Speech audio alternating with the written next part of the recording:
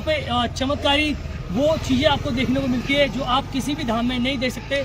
मैं आपको सही बताऊं, जो जैसे हमारे ओमपाल भाई जी ने बताया कि आपकी जितनी भी बीमारी है, गठिया भाई, जो बड़ी बड़ी बीमारी हैं, माइग्रेन, ये ऐसे ही ख़त्म नहीं हो जाती।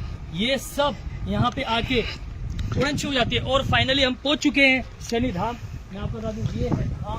और अभी आप धाम के अंदर जाएंगे तो आपको वो सारी चीज़ें देखने को मिलेगी जो आप लोगों के लिए गुरुदेव ने सालों से मेहनत करके जो जोड़ा था, उस चीज़ को आज फाइनली आप लोगों के लिए बना दिया है। और अब गुरुदेव ने यहाँ पे आकर सारी सेवाएं फ्री कर दी है, क्योंकि जो 100 रुपये की जो हम लोग लेते थे वो 100 रुपये भी नहीं लिया जाता, अब वो भी फ्री कर दिए। और इससे आगे मैं आपको जो बता रहा हूँ वो बहुत ही महत्वपूर्ण बातें हैं कि यहाँ पर जब आएंगे आप तो ये पार्किंग एरिया है। इस पार्किंग एरिया में आप अपनी गाड़ी लगाएंगे। उसके बाद आप पीछे जो देख रहे हैं वो हमारा ध्यान रूम है, लेकिन अभी हमने रहने के लिए व्यवस्था कर रखी है। वहाँ पे जो भी दिल्ली से बाहर के लोग आते हैं उनके रहने के लिए व्यवस्था है। और आप इस तरफ देखेंगे 1000 गज से पहले आपको ये हवन कुंड दिखेगा, बड़ा वाला, और साथ में एक छोटा हवन कुंड है। अब बड़ा हवन कुंड भी चालू हो गया है, क्योंकि अब हमारी जो कैंटीन है वो रेडी हो चुकी है, अभी उसमें भी काम ही चल रहा है। और साथ में वॉशरूम है 2 बने हुए, जो हमें दिक्कत होती थी, अब वो दिक्कत भी यहाँ पे ख़त्म हो गई है। महिलाओं के लिए और जेंट्स के लिए दोनों सेपरेट वॉशरूम बन चुके हैं। और इससे आगे हमारे ओमपाल भाई बताएंगे, क्योंकि मैं थक चुका हूँ जैसे वो थक गए थे। तो दोस्तों, यहाँ पर लेटरिन बाथरूम का जो बताया अभी हमारे रोहित भाई ने, वो बहुत अच्छा यहाँ पर बनाया गया है, क्योंकि लेडीज के अलग हैं और जेंट्स के अलग हैं। साथ ही आपको बता दें, रैन बसेरे का जो इंतजाम है इतना अच्छा बनाया गया है यहाँ पर कि रैन बसेरे में आप आराम से रह सकते हैं और पूरी हिफाजत के साथ रह सकते हैं, सुरक्षा आपको मिलेगी। साथ ही आपको बता दें, यहाँ कैंटीन का इंतजाम है। कैंटीन में आप बिल्कुल सर्वोत्तम खाना खा सकते हैं, और वो भी एकदम वाजिब दामों में। और साथ ही आपको बता दें, यहाँ बड़े बड़े हवन कुंड बने हुए हैं जहाँ पर हवन किया जाता है। इसे कहते हैं विश्व का सबसे बड़ा महायज्ञ। विश्व का बड़ा महायज्ञ इसलिए कह सकते हैं क्योंकि सुबह से लेकर रात तक ये हवन क्रिया जारी रहती है। और उन लोगों के लिए जिन लोगों के ऊपर असाध्य रोग होते हैं, प्रेत बाधा होती है, पितृदोष होते हैं, या कह सकते हैं कि किसी का किया कराया हो सकता है, लोग क्रियाएं कराते हैं, अपने ही गिराते हैं नशे मन पर बिजलियां। तो आप तो जानते ही हैं कि जब अपने ही परेशान करने लग जाएं तो परायों की जरूरत नहीं पड़ती। और उन अपनों से भी छुटकारा दिलाने के लिए, निवारण करने के लिए हमारे परम पूज्य मनु भैया जी ने बीड़ा उठाया है। और अब आपको लेकर चलते हैं उस तरफ जहां पर विशाल धाम के आप दर्शन करेंगे। और विशाल धाम आप अभी देखेंगे कि वहां पर हजारों की संख्या में लोग अभी इस समय भी मौजूद हैं, जबकि सुबह से 4-5 हजार लोग आकर जा चुके हैं, क्योंकि आज शनिवार का दिन है, बहुत महत्वपूर्ण दिन है। और आज के दिन लोगों के यहाँ आने का आवागमन ज़्यादा रहता है। और आज का जो दिन है वो खास भी माना जाता है। हालांकि हमारे गुरुजी को इससे कोई फर्क नहीं पड़ता है, क्योंकि गुरुजी हमारे रोजाना डेली गद्दी लगाते हैं, रोजाना बैठते हैं और रोजाना पूरी समाज की सेवा करने में तत्पर रहते हैं। अब यहाँ पर आप देखिए कि किस प्रकार से लोगों का तांता लगा हुआ है और लोग यहाँ पर आते हैं। लोगों के लिए निःशुल्क सेवा दी हुई है परम पूज्य मनु भैया जी ने, परम पूज्य गुरु माता जी ने। दोनों भगवान के रूप में इस दुनिया में आए हैं, एक अवतार के रूप में आए हैं, और इन्होंने जो काम किया है वो आपके सामने है। लोग बहुत दूर दराज से आते हैं, भारत के अन्य विभिन्न राज्यों से लोग यहाँ आते हैं। हम आपको बता दें, भारत तो भारत, लोग विदेशों से भी यहाँ आते हैं। तो जैसे ओमपाल भैया ने बताया कि लोग यहाँ पे विदेशों से भी आते हैं, और जब यहाँ पे आते हैं तो अंदर एंट्री करते वक्त आपको पहले चेकिंग करानी होती है। जो चेकिंग के लिए आपको अंकित भैया और हमारे निखिल भैया बैठे हुए मिलते हैं। तो ओमपाल जी ने जैसे आपको बताया, सारी अपडेट जो बताई है वो बिल्कुल ठीक तरीके से बताई है, और आप इसको फॉलो भी कर सकते हैं तरीके से आके।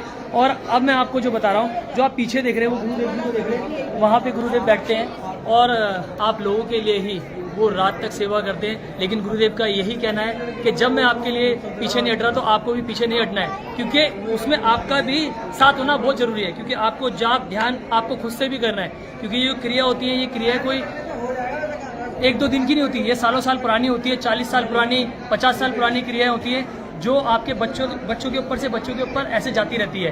तो मैं आपको बता दूं, ये बहुत महत्वपूर्ण बातें हैं जो यहाँ बताई जाती है। और आपका जो रोग है वो जड़ से ख़त्म किया जाता है, ना कि जो आप देखते हैं जो जो लोग हैं, जो भगत हैं, जो बाहर उतारा करके चौराहे में रख देते हैं, वो क्रियाएं कभी भी सक्सेस नहीं होती हैं। वो आपको कहीं ना कहीं दबा देती है। लेकिन पूर्ण रूप से जो क्रिया यहाँ कटती है वो यही कटती है। जब आप यहाँ आएंगे तो आप खुद एक पॉजिटिव ऑरा फील करेंगे, यहाँ की एक पॉजिटिव वाइब फील करेंगे, जिससे आपको पता चलेगा। बाकी हमारे ओमपाल भाई जी बताएंगे।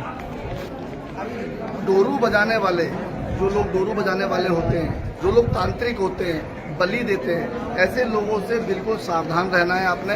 वो लोग अंडे के नाम पर, मुर्गे के नाम पर, बगरे के नाम पर आपको केवल ठगते हैं। और मैं आपको बता दूं कि जो असाध्य रोग आपको होते हैं, उन रोगों में और भी ज़्यादा वो वृद्धि कर देते हैं, ना कि उन्हें काटते हैं। क्योंकि वो जो भोग देते हैं वो उन प्रेतों को देते हैं जिन प्रेतों की वो पूजा करते हैं। और प्रेत कभी भी किसी का भला नहीं कर सकता है, ये आप जान लीजिए।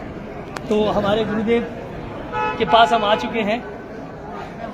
हमारे गुरुजी, ये हमारे तो परम पूज्य जैसे मैंने आपको गुरुजी बताया हैं और हमारे ओमपाल जी ने बताया, तो वो सारी चीज़ें आप बढ़िया से फॉलो कर सकते हैं। और साक्षात आप गुरुदेव को देख रहे हैं और यहाँ पे गुरुदेव प्रार्थना कराते हैं लोगों की।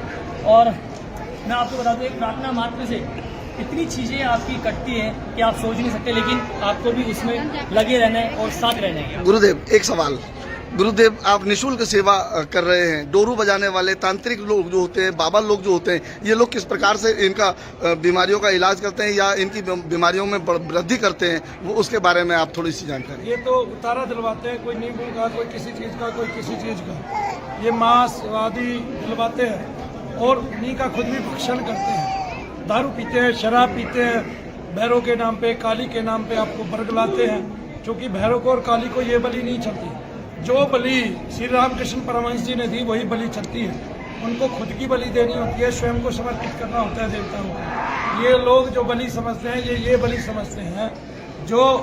और पहले गो बलि के लिए जिक्र आता था, तो वो गो बलि, गो को जिव्या बोलते हैं संस्कृत भाषा में। एक भाषा में गो को जिव्या भी बोलते हैं।